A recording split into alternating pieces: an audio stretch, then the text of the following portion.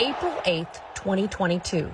The Dallas Mavericks were hosting the Portland Trail Blazers. Kyle Morris and his daughter went to the game just as they had many times before. We've had season tickets for the last few years. Their season tickets were in section 221, just below the suites. Morris says just before halftime, his daughter left her seat. She said she's got to go to the bathroom. And I'm like, okay, yeah, she's 15 years old. I'm like, we've been here countless times. And I'm like, go to the bathroom. That would be the last time Morris would see her that night.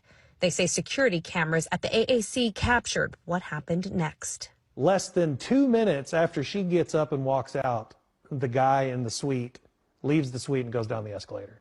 The Morrises say these surveillance photos show the man walking and talking with their daughter.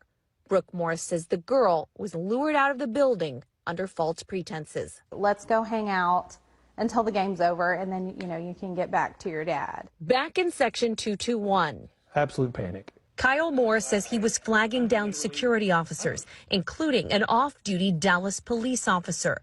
They searched the building, but did not find her. I'm just like counting on these security officers to tell me what to do. I was following direction. Those directions were to report the 15-year-old as a runaway, not in Dallas, but where the family lived, 30 miles away in North Richland Hills. There was a part of me that was like, why are you going home? You know she's there somewhere. But then he said, well, that's what the police are telling me to do. Dallas police tell the I-Team that is standard operating procedure for parents to report runaways to their home jurisdiction. Say we live in Houston.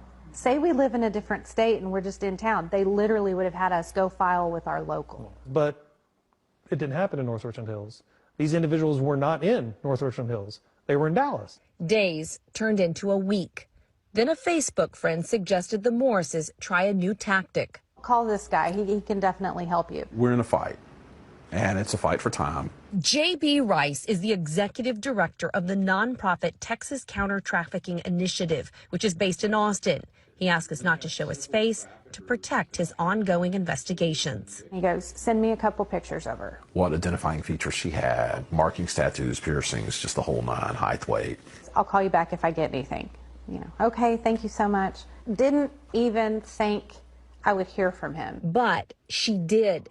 He called back just a few hours later, around midnight. And he's like, I think I found something. He shows me these horrendous websites, and there she was. And my jaw just fell to the floor. Rice had combed through prostitution ads online. He found the 15-year-old in an advertisement in Oklahoma City.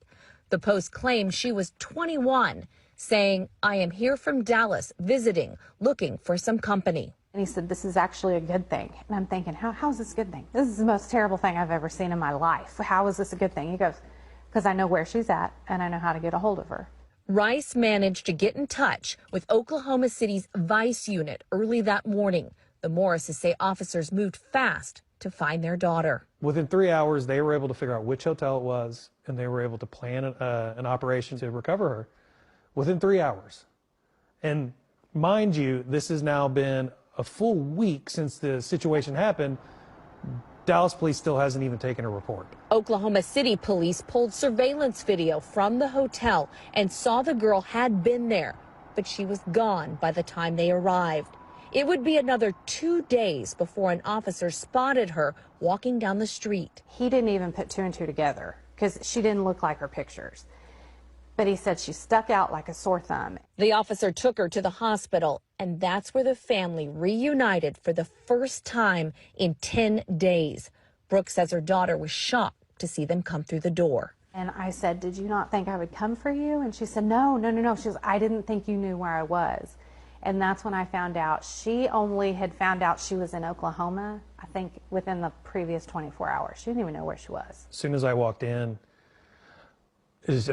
our daughter just started sobbing. All I saw was like our 4-year-old little girl laying in that bed. And when she was crying, I got up to her and I hugged her, and she was hugging me, and she said, Daddy, they hurt me. And she said, they took advantage of me. And she said, you were right about those times that we had talked to her about this type of stuff, being a real thing to worry about. That 10 days of trauma has forever changed their daughter. Now they're hoping to save other teenagers from the same fate. Just be where you're supposed to be. Just be where you're supposed to be, where your parents think you're supposed to be, because these things can get so far out of your realm of control in an instant.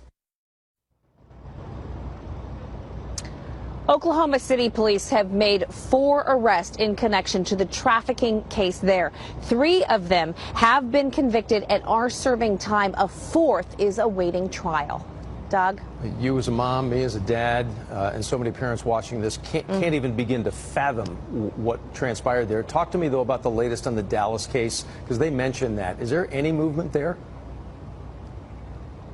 There has been some, Doug. Dallas made its first and right now only arrest in January. It's a 33-year-old man who is now charged with sexual assault of a child. Investigators say he was seen walking around the American Airlines Center here with the girl. At this point, he has not entered a plea, and we have not received a comment from his attorney. And in this case, a big thanks to a private investigator and our public law enforcement as well for getting this young child back home. Ginger, thank you so much.